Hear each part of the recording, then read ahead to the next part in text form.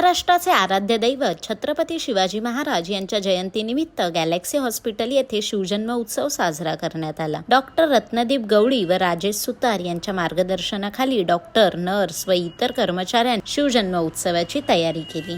यावेळी डॉक्टर रत्नदीप गवळी, राजेश सुतार, रफिक झटाम, मुस्कान झटाम, ज्येष्ठ पत्रकार विजय मोकल व इतर मान्यवर उपस्थित होते। छत्रपती शिवाजी महाराज की जय ही घोषणा दिल्यानंतर तेथे उपस्थित असणाऱ्या एका लहान मुलाने उत्स्फूर्तपणे प्रतिसाद देऊन उपस्थितांची मने जिंकली। आराध्य दैवत श्री छत्रपती शिवाजी महाराज यांची आज 395वी जयंती आहे। महाराष्ट्राचा कणा, महाराष्ट्राचे विचार, महाराष्ट्रातल्या प्रत्येकाच्या मनातलं आदराचं स्थान जर काय असेल तर शिवाजी महाराज। जेव्हा जेव्हा आपसुकच आपण जेव्हा छत्रपती शिवाजी महाराज की म्हणलं की सगळ्यांच्या तोंडून जय येतं। त्यासाठी कुणाला शिकवावं लागत नाही, काही नाही। लहान मुलापासून जरी आपल्या घरात संस्कार पण करायची गरज पडत नाही। शिवाजी महाराजांचा फोटो दिसला की सगळे स्वतःहून नतमस्तक होतात। महाराजांची ख्याती सर्वश्रुत आहे, सर्वांना माहीत आहे, ते काय विशेष सांगायला नको।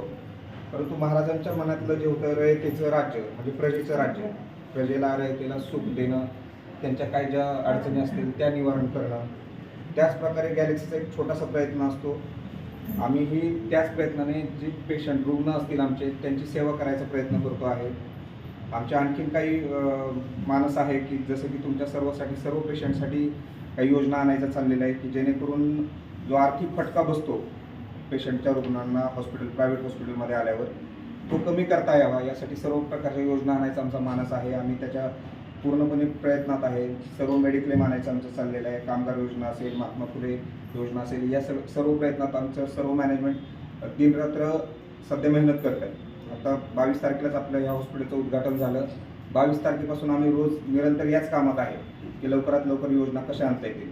योजना आणायचं म्हणलं तर कमीत कमी 5-6 महिने तर लागतातच लागतात।